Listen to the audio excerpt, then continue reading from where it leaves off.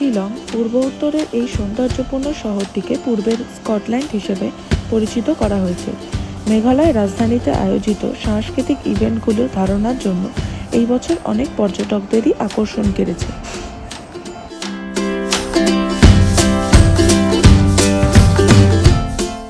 আগের পর্বে আমি আপনাদের সাথে শেয়ার করেছিলাম আমাদের শিলং ভ্রমণের দ্বিতীয় পর্বের কথা, মানে কাজিরাঙা ভ্রমণের কথা। আজকে আপনাদের সাথে আমি শেয়ার করব আমাদের শিলং ভ্রমণের একদম লাস্ট পর্ব, বা তোমরা বলতে পারো সেটাকে অন্তিম পর্ব।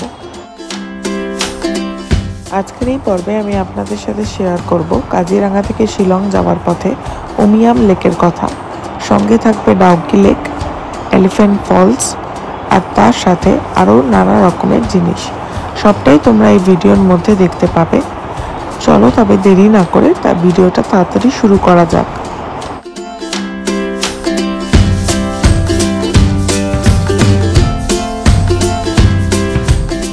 আগের ভিডিওগুলো যারা দেখোনি তবে বলে রাখি, আমরা এই ট্যুরটা শুরু করেছিলাম ফেব্রুয়ারি মাসের 16-এ। প্রথমে আমাদের ছিল গুয়াহাটি ট্যুর, সেখানে ছিল 1 নাইট স্টে। তারপর আমরা গুয়াহাটি থেকে গিয়েছিলাম কাজিরাঙার জন্য।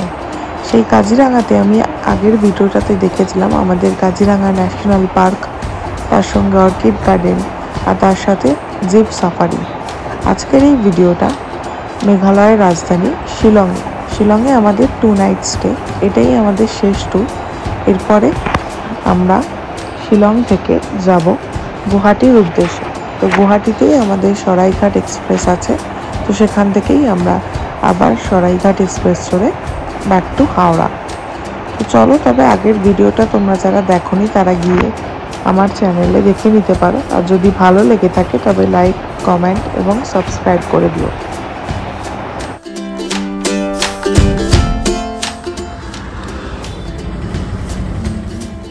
যেমনটা আমি আগেও বলেছিলাম, এই পর্বে থাকছে কাজিরাঙা থেকে শিলং যাওয়ার অভিজ্ঞতা, এবং তার সাথে বাসে করে কিভাবে যাবেন, কোনখান থেকে বাস ধরবেন, সেটা মেঘালয় শিলংয়ে কত দূর পর্যন্ত যাবে, পুলিশ বাজারের কাছে অবধি যাবে কি, কোথায় বাস থামবে, সেই সমস্ত কিছু যাবতীয় তথ্য আজকের এই ভিডিওতে আমি আপনাদের দেব।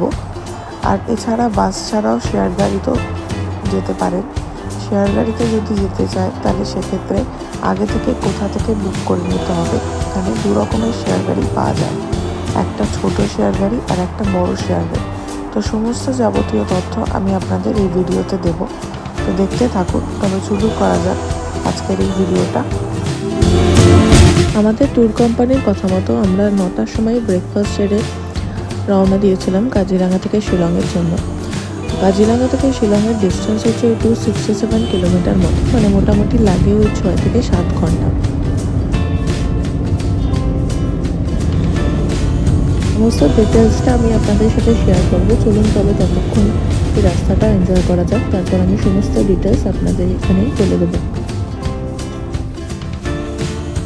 শিলং যাওয়ার পথে 2টো মেইন সাইট সিন থাকে, একটা হচ্ছে উমিয়াম লেক আর একটা হচ্ছে ডন বস্কো মিউজিয়াম। তো 2টো সাইট সিনে ট্যুর কোম্পানিটা যখনই আসে এই 2টো সাইট সিন দেখিয়ে তারপর ওরা শিলংয়ে প্রবেশ করা। তো আমরাও যথাযথ টাইম অনুযায়ী এই 2টো সাইট সিন দেখেই শিলংয়ে গিয়েছিলাম। তো সমস্ত ডিটেলসটা আমি আপনাদের সাথে শেয়ার করবো। আমাদের যেহেতু 6 থেকে 7 ঘন্টার ডিস্টেন্স ছিল, এই জন্য ওনারা একটা রেস্টুরেন্টের সামনে, মানে ন্যাশনাল হাইওয়ের কাছে একটা রেস্টুরেন্টে আমাদের লাঞ্চ খাওয়ানোর জন্য থামিয়েছিল। তো ওরকম যেরকম অনেকটা রাস্তা যাওয়ার পর একটা ব্রেক থাকে, তো সেই ব্রেক অনুযায়ী আমরা এই রেস্টুরেন্টটাতে গিয়েছিলাম। এখানে আমরা আমাদের লাঞ্চ সেরেছিলাম। চলুন তবে লাঞ্চটা খেয়ে নিই। দেখা হচ্ছে আবার একটা পরের পর্বে।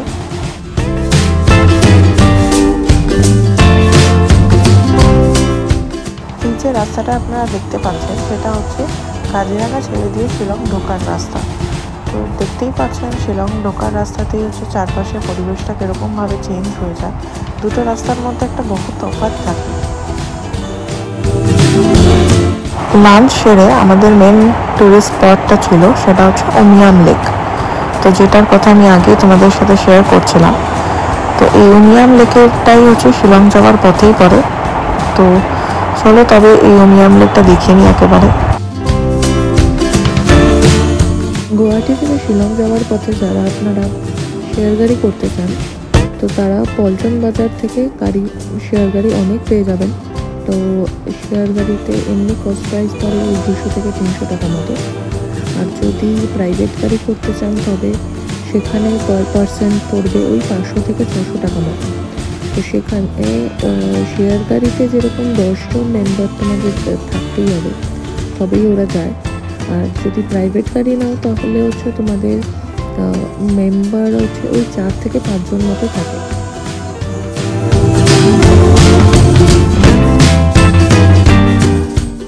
আমার এই সম্পূর্ণ অভিজ্ঞতা থেকে আমি তোমাদেরকে একটা কথা বলতে পারি, যদি মেঘালয়ে আসার হয় তবে তোমরা একটা কাজ করো, যখন বর্ষার সময় থাকে তখন সেই টাইমটা অনুযায়ী তোমরা প্ল্যানটা করতে পারো, কারণ তখন আরও সুন্দর লাগবে।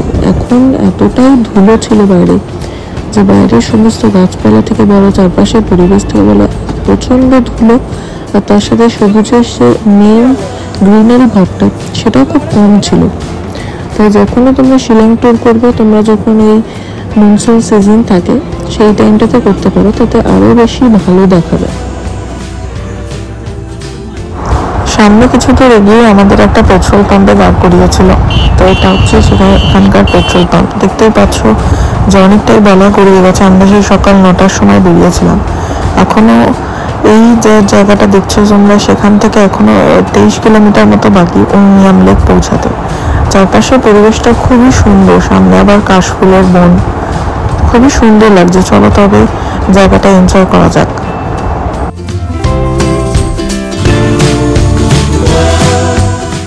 এই যাওয়ার পথে একটা কথা তোমাদের সাথে শেয়ার করে রাখি, যারা তোমরা মেঘালয় যাওয়ার প্ল্যান করছো তাদের জন্য একটা কথা বলে রাখি, সরাইঘাট এক্সপ্রেস বা কামরূপ এক্সপ্রেস ধরে যদি তোমরা ভাবো গুয়াহাটি পৌঁছানোর কথা, তবে তোমাদের গুয়াহাটি পৌঁছাতে টাইম লাগবে 10টা বা 3টে মতো। মানে সেক্ষেত্রে তোমাকে গুয়াহাটি পৌঁছানোর জন্য 2 দিন হচ্ছে হাতে রেখে দিতে হবে গুয়াহাটি পৌঁছানোর পর থেকে সাইট সিন দেখার জন্য। কিন্তু যদি তোমরা কাজিরাঙা এক্সপ্রেস ধরে আসো তবে তোমাদের ভোর 4টের সময় পৌঁছে দেবে গুয়াহাটি শহরে। তো সেই দিক থেকে তোমরা গোটা একদিনই পাবে গুয়াহাটি শহরটা দেখার জন্য, একদিনের মধ্যেই হচ্ছে কভার করে নেবে। তো চলো দেখতে দেখতে কথা বলতে বলতে আমরা চলে এসেছি। এই যে পাশে লেকটা দেখতে পাচ্ছ, এটাই হচ্ছে উমিয়াম লেক। তো এটাই হচ্ছে একটা ভিউ পয়েন্ট, যেটা ট্যুরিস্ট কোম্পানিরা বা ট্যুর পার্টিরা বা তোমরাও চাইলে যখন শিলং আসতে পারো তখন তোমরা এইটা থেকে দেখতে পারবে। এই যে টোটাল জায়গাটা দেখতে পাচ্ছ, এটার নামই হচ্ছে উমিয়াম লেক বা উমিয়াম ভিউ পয়েন্ট নামে পরিচিত। এটা মূলত একটা আর্টিফিশিয়াল লেক। চলো তবে নিচে যাই আরো কাছ থেকে লেকটাকে দেখার জন্য। এখান থেকে আমরা সানসেটটা দেখেছিলাম, তো সত্যি অসাধারণ। চলো কাছে গিয়ে তোমাদেরকে দেখাচ্ছি কত সুন্দর জায়গাটা লাগছে আর কতটা পিসফুল জায়গা।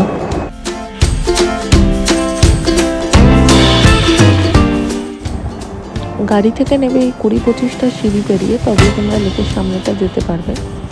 বয়স্করা যারা পায়ে ব্যথা তারা যেতে পারে, অতটাও খাড়া সিঁড়ি নয় এখানে। এই লেক সম্পর্কে একটা গুরুত্বপূর্ণ তথ্য তোমাদের দিয়ে রাখি, সেটা হলো এই উমিয়াম লেকটা শিলং থেকে 15 কিলোমিটার দূরে অবস্থিত এবং এই উমিয়াম লেকটার আর একটা নাম হচ্ছে বারাপানি লেক। তো সেখান থেকে সেরে আমরা রওনা দিয়েছিলাম শিলংয়ের জন্য। তো উমিয়াম লেক থেকে শিলংয়ের ডিস্টেন্স হচ্ছে 20 কিলোমিটার মতো, অতটাও নয়। আমাদের হোটেলটা হচ্ছে একটু আউটস্কার্টে ছিল। আমাদের হোটেলটা পুলিশ বাজার থেকে অনেক মিনিট 5 কিলোমিটার মতো হচ্ছে দূরে ছিল। পুলিশ বাজারে আমাদের রাখিনি, যেহেতু আমরা ট্যুর কোম্পানির সাথে এসেছিলাম। তাই আমরা আলাদা করে হোটেল বুক করিনি, সমস্তটাই ওনারা করেছিল। তো দেখতেই পাচ্ছ পৌঁছাতে আমাদের 6টা বেজে গেছিলো। আর এই যে হোটেল অ্যান্ড রেস্টুরেন্ট কেসারি, এটা হচ্ছে আজকে আমাদের 2 দিনের জন্য গন্তব্য। এই যে রাস্তাটা তোমরা দেখছো, এটা হচ্ছে হোটেলের বাইরের রাস্তা। চলো তবে হোটেলের মধ্যে ঢুকি। আমাদের 2nd ফ্লোর পড়েছিল। তো চলো তবে রুমটাও তোমাদের গিয়ে দেখাই কিরকম রুম। হোটেলটা দেখে বোঝা যাচ্ছে খুব একটা ভালোই এবং খুবই পরিষ্কার পরিচ্ছন্ন। এই হোটেলটা শিলং শহরের একটু আউটস্কার্টেই আছে, মানে আমাদের যে মেইন শিলংয়ের যে পুলিশ বাজারটা আছে, যেটা শিলং শহরের স্প্ল্যানেড হিসেবে পরিচিত, তো সেখান থেকে একটু দূরেই 1-2 কিলোমিটারের মধ্যে এই হোটেলটা।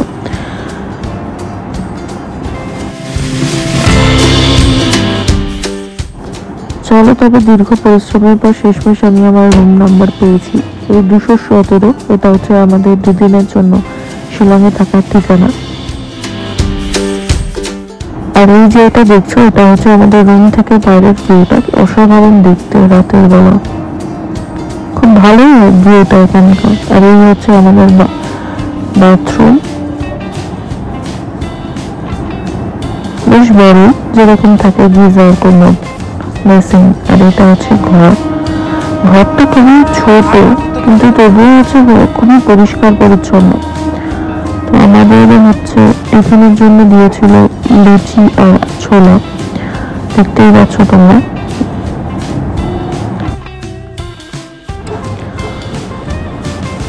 রাতের বেলা দেরিতে পৌঁছানোর কারণে আর রাতের বেলা প্রচন্ড ঠান্ডা পড়েছিল, সেই জন্য আমি ভিডিওটা আর কন্টিনিউ করতে পারিনি। তো এখন হচ্ছে সকালবেলা উঠে আমাদের শিলংয়ের সাইট সিন দেখার পালা। তো চলো তবে শুরু করা যাক আজকের দিনটা। আজকে হচ্ছে আমাদের শিলংয়ের শেষ দিন, তারপরে আমরা আবার গুয়াহাটি রওনা দেবো।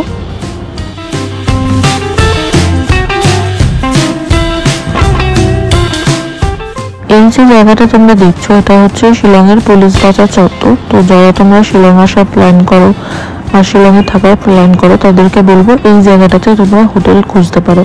মানে এটা মার্কেট এরিয়া, তো অতটা জমজমাট এলাকা, খুব সুন্দর লাগে এই জায়গাগুলোতে।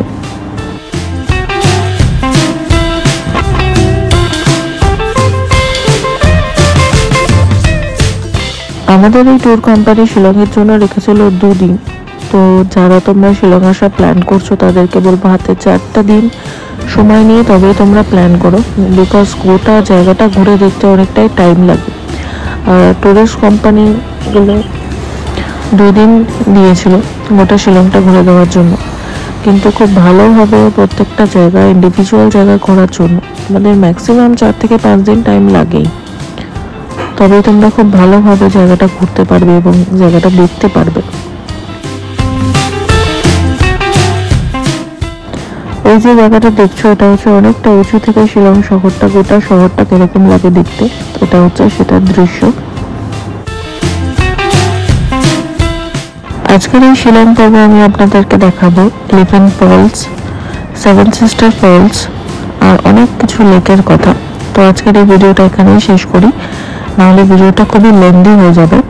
তো পরের ভিডিওতে আমি সমস্ত কিছু ডিটেলস নিয়ে আবার আমাদের শিলংয়ের পর্বের কথা বলবো। ততক্ষণের জন্য ভিডিওটা দেখবেন, যদি ভালো লেগে থাকে তবে লাইক, শেয়ার এবং সাবস্ক্রাইব করে দেবেন।